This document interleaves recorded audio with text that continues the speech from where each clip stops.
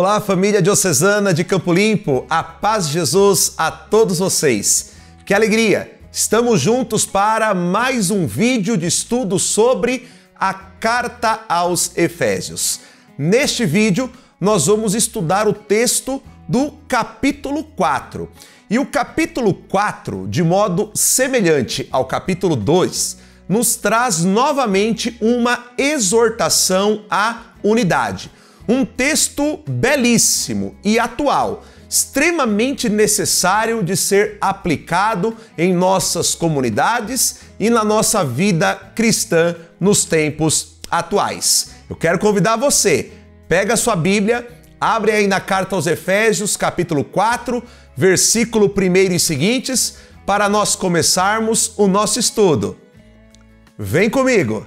No capítulo 4, versículo 1, Paulo começa afirmando o seguinte: exorto-vos, ou seja, ele está fazendo uma correção, exorto-vos, pois, eu, Paulo, prisioneiro no Senhor, olha que interessante, gente, a andardes de modo digno da vocação a que fostes chamado.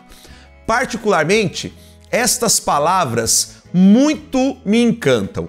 Cada um de nós, pelo batismo, temos uma missão e temos uma vocação específica.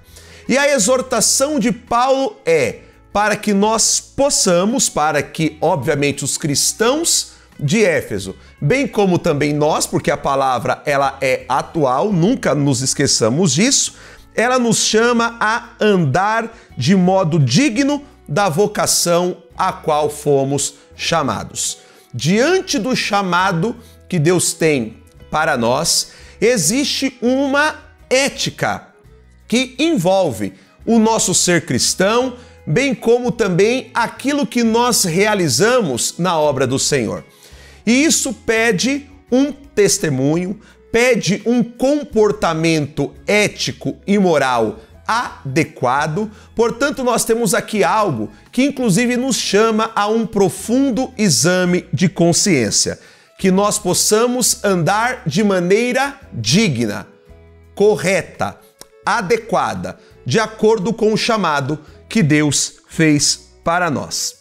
Versículo 2: com toda humildade e mansidão, com longanimidade, suportando-vos uns aos outros com amor. Este versículo 2 também é muito interessante, gente. Por quê?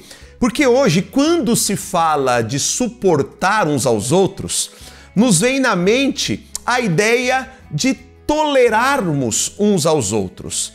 E suportar não está relacionado a uma tolerância.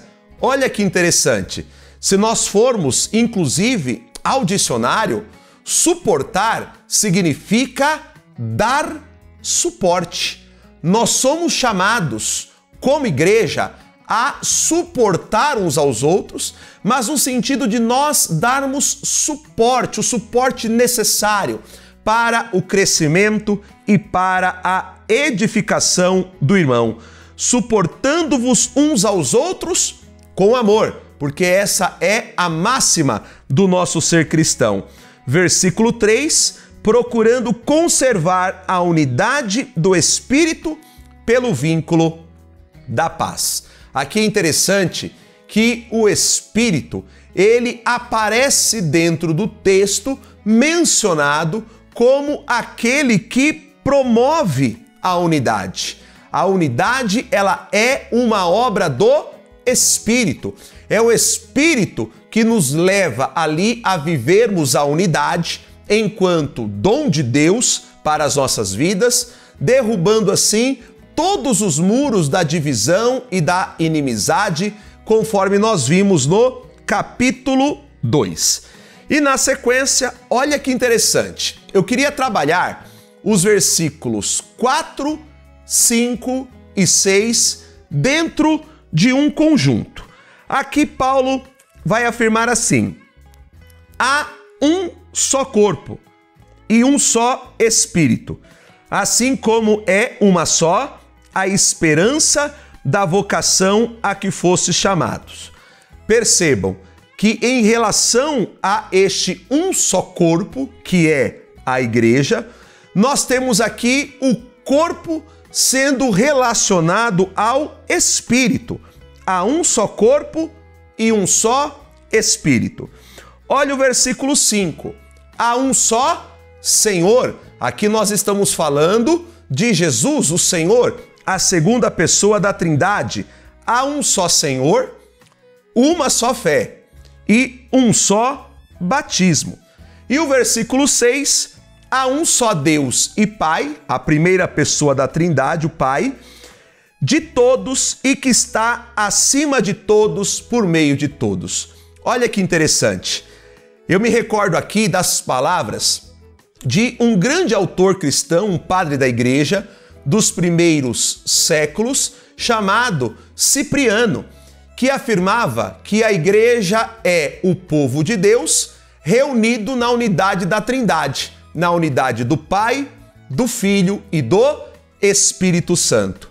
E da mesma forma, a igreja, enquanto corpo de Cristo no Espírito, ela é chamada também a viver esta unidade, porque há uma só fé, um só Senhor e um só batismo e um só Deus que é Pai e que está acima de todos. Muito interessante esta colocação. Versículo 7. Mas a cada um de nós foi dada a graça pela medida do dom de Cristo. Então, novamente, a temática da graça aparecendo para nós dentro do texto. E o versículo 8, por isso é que se diz. Aí aqui nós temos o uso de um recurso que nós chamamos de recurso de intertextualidade. Um autor do Novo Testamento fazendo uma citação, fazendo uma referência a um texto do Antigo Testamento, mais especificamente o Salmo 68, versículo 19, que a respeito da graça de Deus como dom de Cristo, nós vamos ver aqui Paulo trazendo o Salmo para fazer a afirmação que, tendo subido às alturas, levou cativo o cativeiro e concedeu dons aos homens. E aqui nós temos uma relação muito oportuna também de ser realizada. Dá um pulinho agora para o versículo 11 do capítulo 4, onde nós veremos na carta aos Efésios mais uma lista de carismas. Lembrando que nós temos referência aos carismas na carta aos Romanos e também na primeira carta aos Coríntios, no capítulo 12, em duas listas distintas. A lista deste versículo 11 do capítulo 4, aqui Paulo vai dizer que ele concedeu, no caso Deus, concedeu a uns ser apóstolos, a outros profetas, a outros evangelistas, a outros pastores e a outros doutores. Nós estamos falando aqui, portanto, de 5 carismas de ensino, que Paulo reconhece que o Deus uno e trino dispensa também sobre a igreja para que estejamos a serviço uns dos outros. Em relação a esta lista de carismas, também é oportuno nós fazermos uma observação. Dentro das cartas paulinas, como eu mencionei, existem 4 listas, porém, uma tem diferença para a outra. Portanto, quando nós falamos de dons e quando nós falamos dos carismas que adornam a igreja, que enriquecem a igreja, conforme a Lumen Gentium nos ensina, é bom nós distinguirmos a qual das listas nós estamos nos referindo.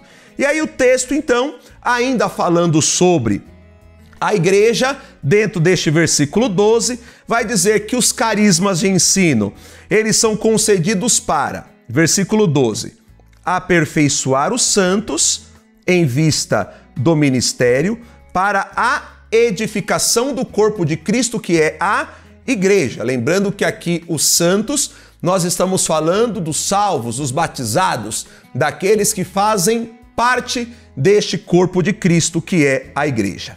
Versículo 13, até que alcancemos todos nós a unidade da fé e o pleno conhecimento do Filho de Deus, o estado de homem perfeito à medida da estatura da plenitude de Cristo. Texto belíssimo, que traz para nós um chamado à maturidade, um chamado ao amadurecimento. Versículo 14, assim não seremos mais crianças, joguetes das ondas, agitado por todo o vento de doutrina, presos pela artimanha dos homens e da astúcia que nos induz ao erro. Versículo 15. Mas seguindo a verdade em amor, cresceremos em tudo em direção àquele que é a cabeça da igreja, no caso, Cristo, cujo corpo, em sua inteireza, bem ajustado e unido por meio de toda junta e ligadura, com a operação harmoniosa de cada uma de suas partes, realiza o seu crescimento para a sua própria edificação no amor. Olha que lindo o chamado que este texto ele faz para nós. Enquanto igreja, membros do corpo místico de Cristo, templos do Espírito Santo, enriquecido por dons e carismas para no amor servirmos uns aos outros, somos chamados a dar um testemunho de unidade e neste mesmo Espírito vivermos no Cristo uma vida nova pelo poder do Espírito, para que o testemunho possa atrair e arrastar aqueles que estão fora de nossas comunidades. A partir do versículo 17, nós temos uma sessão maravilhosa, chamada de A Vida Nova em Cristo. E nós vamos trabalhar esta temática da vida nova em Cristo, juntamente com o texto do capítulo 5, que vai ali trazer também para nós uma série de exortações morais para nos recordar como é que nós devemos, de maneira prática, viver esta vida nova no Espírito Santo. Encerramos então este vídeo com o versículo 30 do capítulo 4, no qual Paulo afirma: e não entristeçais o Espírito Santo de Deus, pelo qual foste selado para o dia da redenção. O Espírito de Deus, ele nos selou. Ele é aquele que nos anima a viver esta vida nova em Cristo, pelo poder do Espírito. E aqui nós entendemos que o mesmo Espírito que ressuscitou Jesus dos mortos é aquele que nos ressuscita para uma nova vida em Cristo. Espero que você tenha gostado deste vídeo e eu já estou à tua espera no próximo. Um grande abraço, Deus te abençoe e fique na paz.